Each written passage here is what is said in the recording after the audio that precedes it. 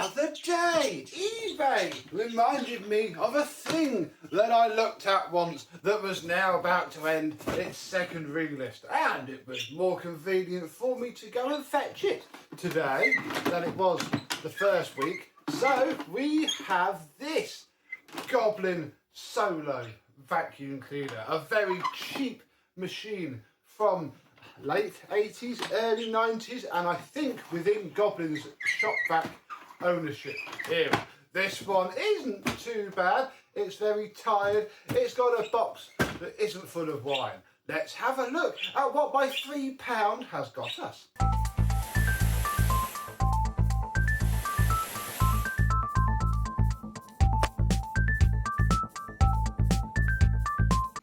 Hello, my vacuum cleaner and cheap 90s vacuum chums. How are you today? Yes, if you were browsing eBay in and around March, April 2025, you probably would have seen this, and all of the tools have a little bit of red on them called Goblin. The lady had a few vacuums. She was cleaning out her house. Big house in Henley, just outside of the town. Probably more greys, not quite Rotherfield.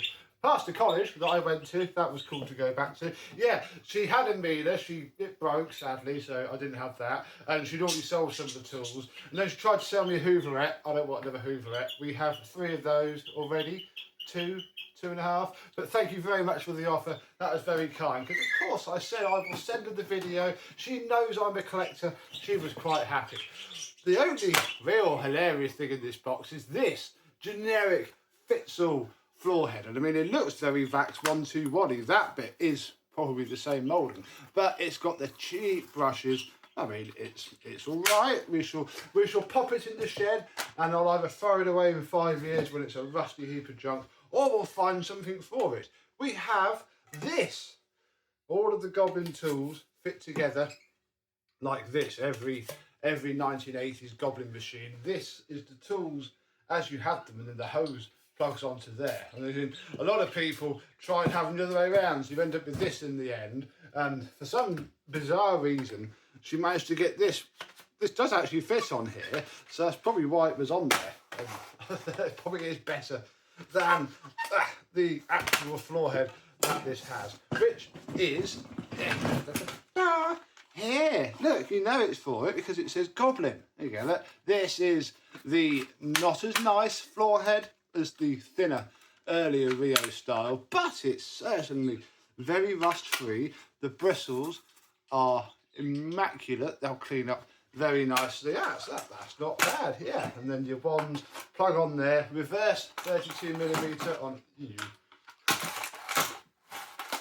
The brushes are up, and it's still, oh there you go, now they're up. I think it's full of fluff. That is just as nasty as it is. We'll get rid of this green carpet in a minute. Hose, very nice hose, very good condition, same connector, same hose as the Rio. This is, I've been pondering this all day. What, I mean, they must have had 2 segments. This is effectively a little bit bigger of a Rio. They did different versions. This is the absolute Billy Basic version. In fact, we can see how version they did. Look, because inside this bag, which does have 2 paper bags, is the manual. Look, what do we have? This is 302. I think ours is a 302E. Oh dear, economy. That means. I'm not going to read this all out now, but effectively, yeah. Look, they would have chord rewind and power control. Somebody on Instagram's already said that they had one of the variable speed control ones. That would have been nice, wouldn't it? But we don't have that. We have the economy one. We have the one without chord rewind. Wow, they did a turbo nozzle. I never knew that. That looks like an Electrolux turbo nozzle to me. That's pretty cool. Yeah, we have the basic version. It's a shame we have chord rewind. That's just the service agent list, because that's always easier to store. There! Randomly, we have a complete duplicate of small tools. I mean, that's very nice indeed to have. Sadly, both are about as worn and used as each other, so we've got nothing to gain from there. But yeah, this is the Goblin upholstery tool that you got, and I mean, it's again horrible on the carpet. It makes a lovely gulper tool on an aquavac. Oh, beautiful.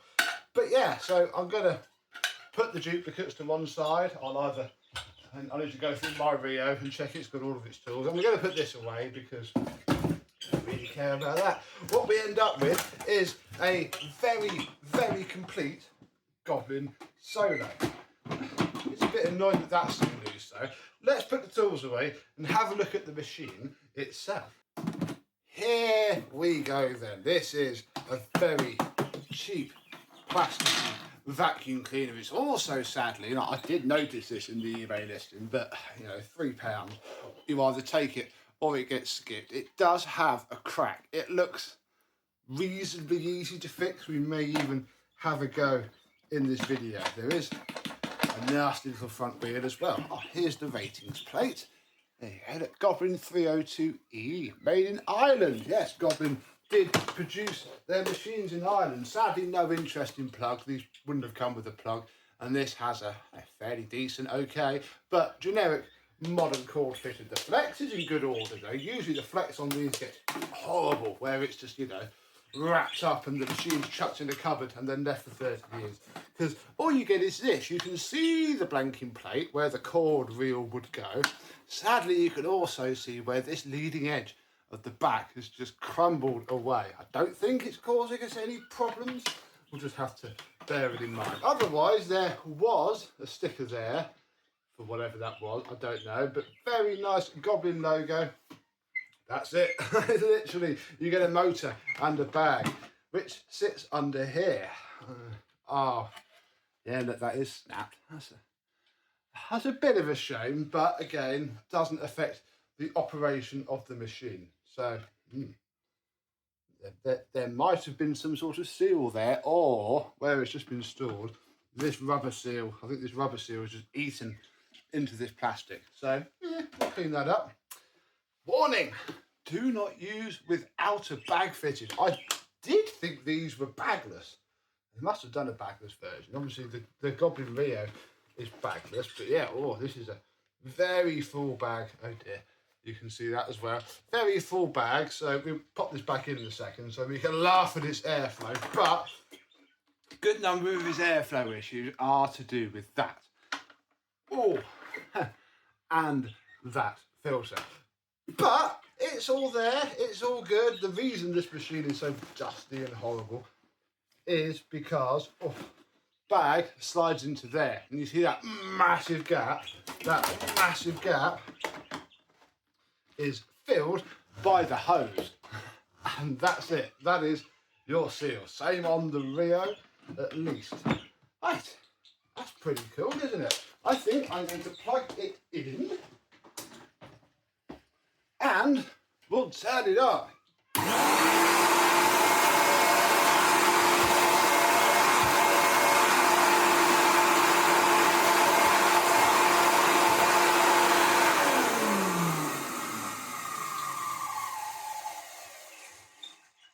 Yeah, it sounds great when it's running. It's just got a bad bearing, but it does run. The suction is awful.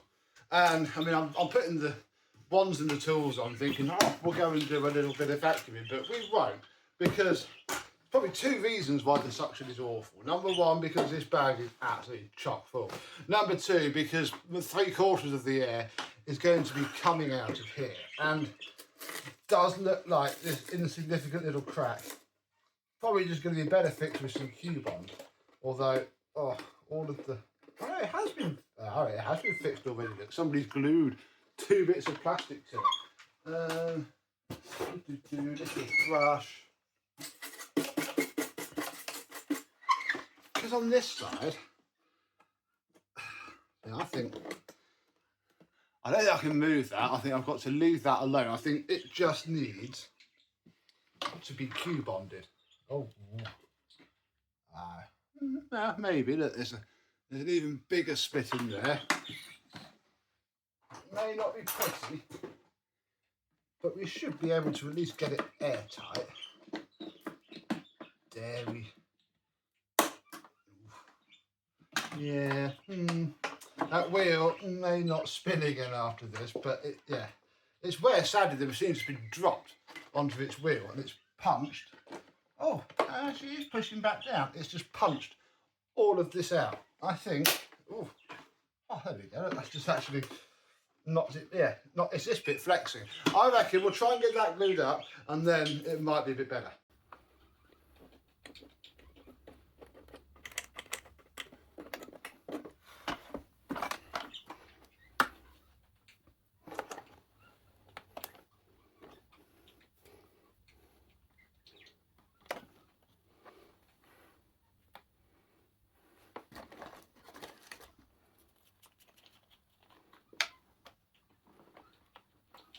I filmed that to be slow motion, thinking this would be a lot more difficult than it is, but no, this is taking very nicely. So that is sitting where it wants to sit. We have a nice layer of cube on. Now, oh, far too much, but I'm talking. We're going to put a load of the filler powders all over it. Use loads. I never use one of these for all the glue, because on Dysons you don't really need the filler powder. It glues Dysons up nicely. But here we're going to go absolutely crazy, because this needs to be structural, really. All of the cube on, and I'm just going to layer that up. It's going to be quite ugly, but needs must. And hopefully then, oh yeah, look, the glue is coming out the back, which is actually a problem, but good, because, oh, and I've glued the wheel shut. Yeah, we're going to have to keep that wheel moving as well. Once that first layer is dry, it should be better. And then whilst my eyes stop stinging as that abomination cures, we're giving it a little wipe down, because why not? It still needs a full refurb. Inside is going to be absolutely filthy, but the outside doesn't want to be this bad. Got to keep an eye on this wheel as well. Oh, in fact, if I spray a bit of spray in there, problem is it is gluing itself together. Oh. But as soon as I crack it off and it spins on the axle, it should be okay. If not, it's just going to have a sled rather than front wheels. Oh, that was spinning. I don't care really. It needs to be airtight more than it needs to roll freely. Yeah, I'm just going to give this thing a nice wipe down whilst I wait for that glue to dry. We'll give all of its seals a good clean up, and then we'll fit a bag once that's dry enough that the bag won't stick to it. Oh, and have a look at this. Ah, well, that's the filter. We'll give that a little bit of a vacuum off with something else. We'll give that all a wipe down. It's going to wash up nicely, but bar that bit of dirt that I've just encapsulated in that coupon. But yeah, it needs must when machines like this are in need of some work. And yeah, eventually she'll look a bit smarter and we can do some vacuuming. The vacuumed off filter is back in position enough. It's going to be fine for one of the new bags. We're not going to HEPA flow this yet, we're just going to fit it. And yeah, very simple, generic paper bag that slots in there. That goes down there, the bag door sits on, and turn it back on. We might have some airflow now.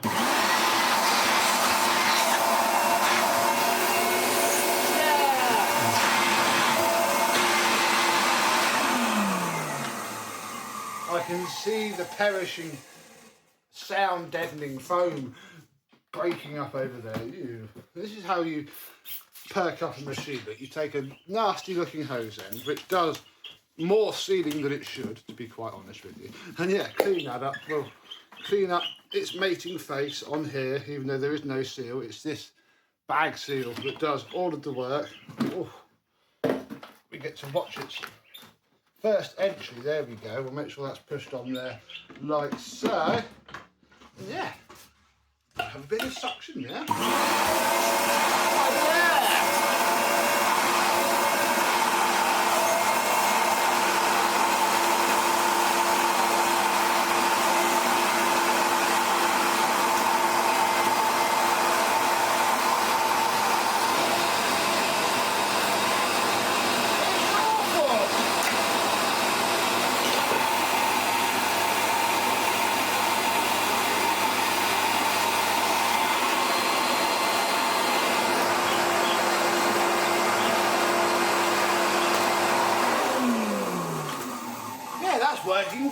saying now, that head is absolutely doing it no favours. I wonder if that's what drove them. To use this head, look, we can even screw it down so it's nice and tight. Yeah, much nicer. Oh wow, yeah, I see.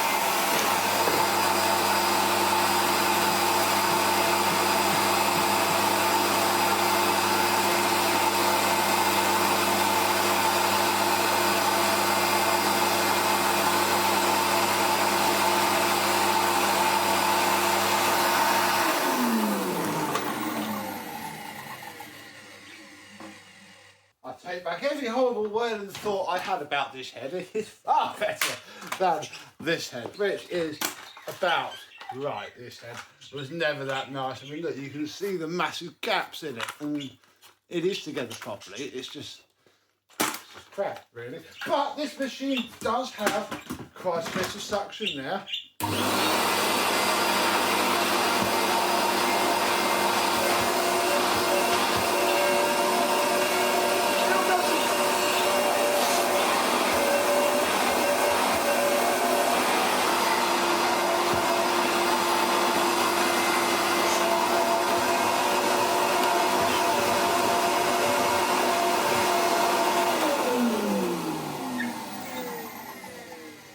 That wind down's getting better as well. That's promising, isn't it? Yeah, it still doesn't wow me. I think there is more to go. I mean, it's 1,000 watts, but they're very inefficiently designed machines, bless them. I imagine all the rubber seals in the motor housing are pretty cooked. But it's here, it's saved, it's had its emergency repair, and I think we should get it refurbished and cleaned up, and certainly have a look at it in relation to its cousin, the Goblin Rio, that I have. So what do you think? Have you ever had a Goblin Solo? If so, when, how, and what did you think of it? Let me know in the comments down below. And until the next time, I and this red goblin will see you soon. Bye bye.